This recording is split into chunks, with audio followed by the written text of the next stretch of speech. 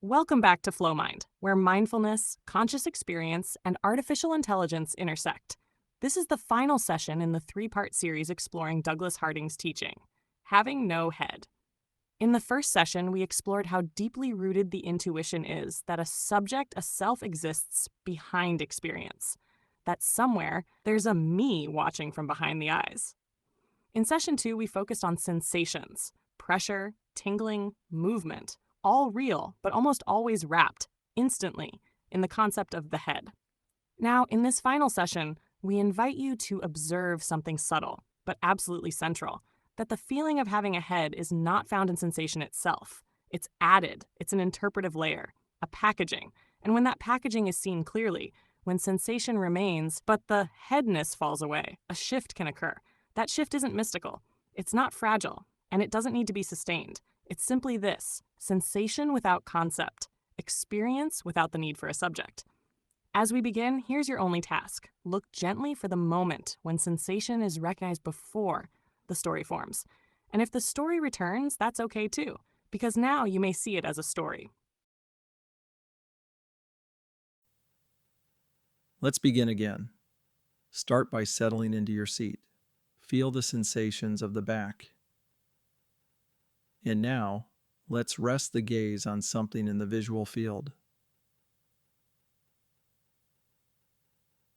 Notice as attention bounces through different options. And observe as it lands on an object. As that object's in focus, recognize how even objects just to the left or right of the object in focus are actually out of focus.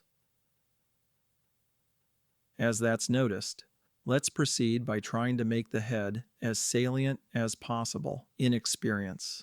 This should be a fairly easy task. As you continue with the visual field, focused on the object, gently scratch your head. Notice maybe scratchy sounds, sensations. And as you continue, gently scratching, notice the gist of a thought, possibly a subtle packaging of the head being scratched. Anything? You can stop now. Let's do another. Move your eyebrows up and down.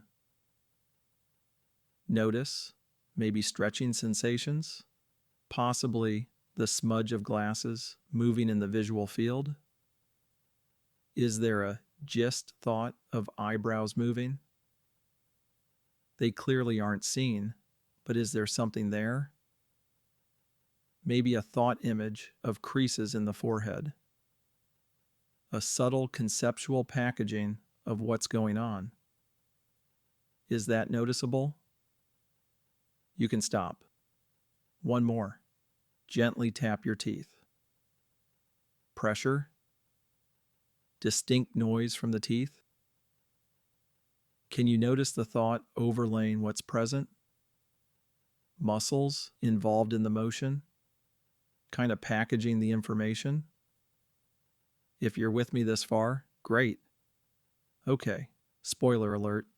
If you think Douglas Harding did some kind of magic trick and made his head disappear, you're going to be really disappointed.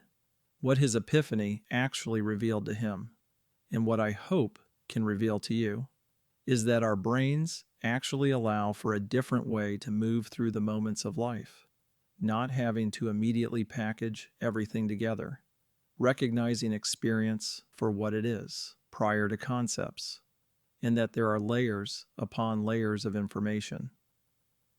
The real power in this teaching is that once the layers are recognized for what they are, the additional sense of the self is recognized as just that, a sense, a thought, and a freedom from the baggage inherent to that sense becomes salient. But I digress. Let's get back to the exercise. Have you noticed that although the visual field has remained focused towards the object, that attention has not really been in the visual field? It's actually been over here for the last few moments, moving between sensations, thoughts, sounds, including my voice. But attention has also been landing on conceptual packaging of the sensory information: the head, the mouth, the eyebrows. None of these objects definitively presenting themselves in the moment, but memory has allowed the sensations to be neatly packaged. Maybe even a soft visual was noticed, layered in consciousness. Again, when Douglas Harding discovered having no head, his hard drive wasn't wiped out. Instead, he recognized that our minds have the ability to recognize information in each moment as the raw data, coupled with the conceptual packaging of the information in real time. So let's see if there is anything interesting to find right now.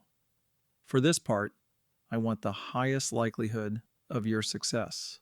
But to someone not knowing what you're doing, this might look absurd. So please, do this in the peace and quiet of an empty room. Pick one of the three things we just did. Either scratch the head gently, move the eyebrows up and down, or gently tap the teeth. I only chose these for this exercise, as they all involve the head. Whichever one you chose, start the action right now. And keep doing it as we continue. Notice the absurdity of doing this, that possible present thought in the moment. But better yet, notice the conceptual packaging of what's happening. The gist, visual, or thought explaining the sensations. And as you keep doing that, let's bring attention back to the visual field. Focus on the object. Keep the action involving the head going. Notice the sensations, sounds, as salient and present as possible. As we proceed, you will get an A, if for even the briefest moment. There is the mindfulness to recognize that the motion, sensations, sounds, at any moment during the exercise, cease to be a mouth, eyebrows, a head, and change. Maybe for just a moment, to just energy, tingling, pressure, sounds, but definitely not a head in that moment, until the additional layering of a conceptual packaging bubbles up in the moment. And bonus points, if there is enough mindfulness to recognize when that added layer of thought comes up. Get it? Let's do this. Maybe some of you have already had a glimpse of what I'm discussing, but let's walk through this again. Either continue with the current action involving the head, or pick a different one. It doesn't matter. Again, notice the sensations, any sounds, and any layering of thought, neatly wrapping up the act into a nice package of what's occurring.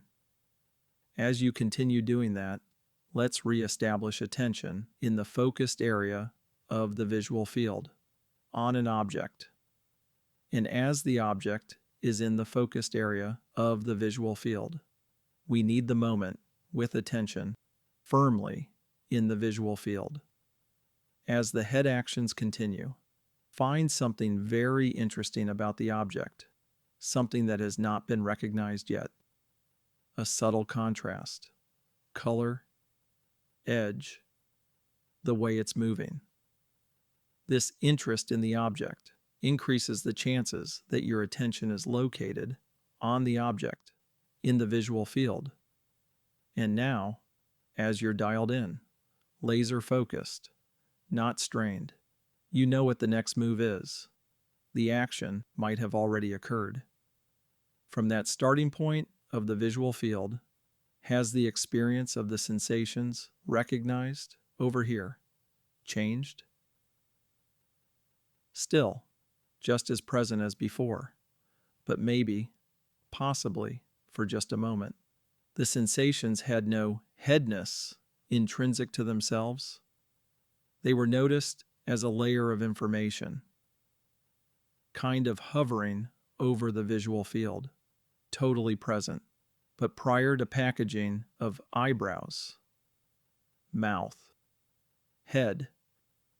If you had, even for a moment, that change in the information. That is what Douglas Harding meant by having no head. The power of the teaching is not in simulating some sort of trick, having the head temporarily vanish.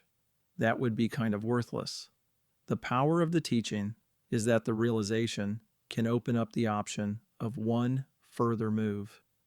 During the exercise, there can be a sort of experiential introspection of that moment where attention is recognized to freely move between the visual field to sensations, sounds, even thought overlays. It's from this view of moment-to-moment experience that it can be recognized that there's no problem to solve. Experience feels like home. Thoughts aren't arising from a self over here. They arise and are recognized as a layer of information, similar to the added conceptual packaging to the head. And if this super mundane view is recognized more and more frequently during the day, it's astounding how experience changes.